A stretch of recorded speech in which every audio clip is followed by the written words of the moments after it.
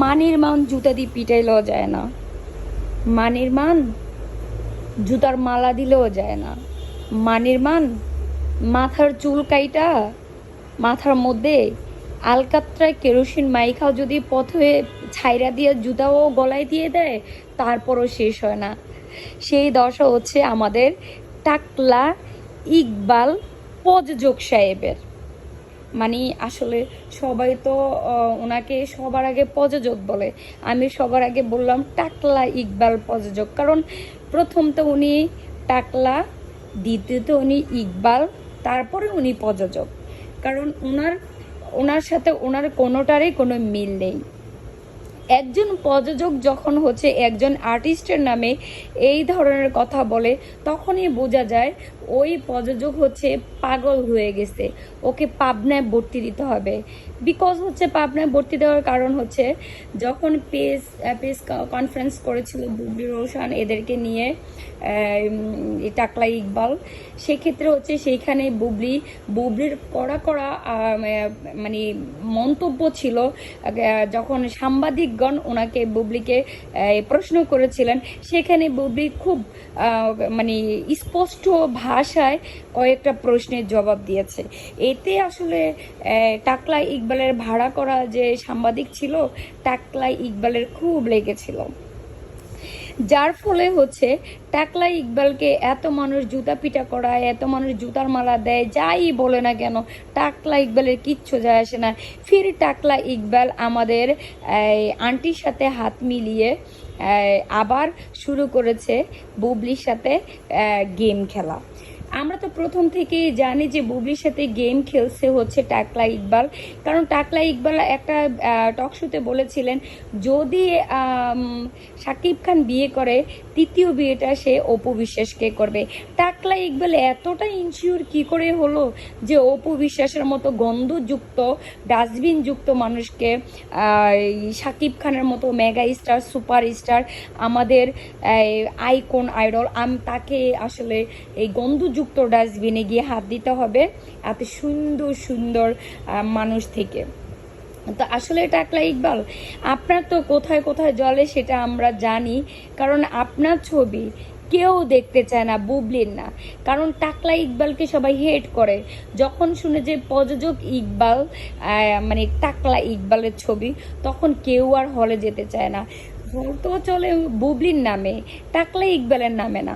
তো বুবির অন্য অন্য মুভিগুলা কিভাবে এত এত সাড়া ফেলেছে, কিভাবে এত সুন্দর সুন্দর জায়গায় গিয়ে হয়েছে, তো টাকলা ইকবাল আপনার মুভি কেন হচ্ছে না? আপনার বুঝতে হবে যে আপনাকে দর্শক প্রযোজক হিসাবেই হেট করে, ঘৃণা করে, কারণ আপনি একটা মিথ্যাবাদী, এক এক সময় এক এক কথা বলেন।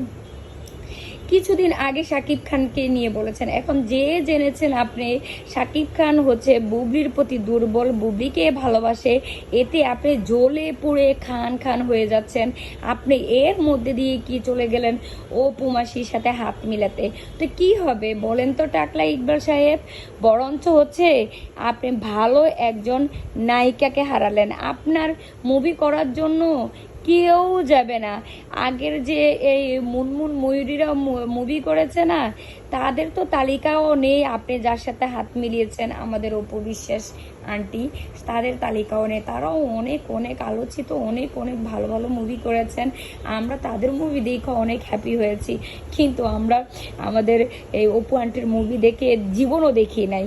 তো আপনি ওদেরকেও পাবেন না।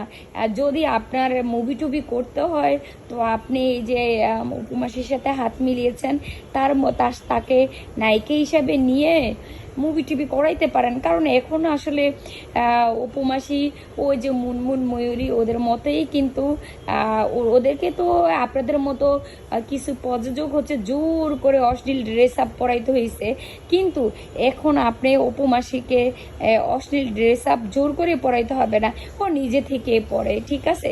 একদম মাশাল্লাহ, কিচ্ছু বাকি রাখে না, সবে আমরা দেখে ফেলেছি দর্শক যারা আছি। আমরা বলতে পারবো যে অপু মাসির আসলে কোন অঙ্গ প্রত্যঙ্গ কেমন। এইটা আসলে আমরা জেনে গিয়েছি, দেখে ফেলেছি, কারণ আমাদেরকে দেখাচ্ছে, আমরা তো অবশ্যই দেখব, তাই না?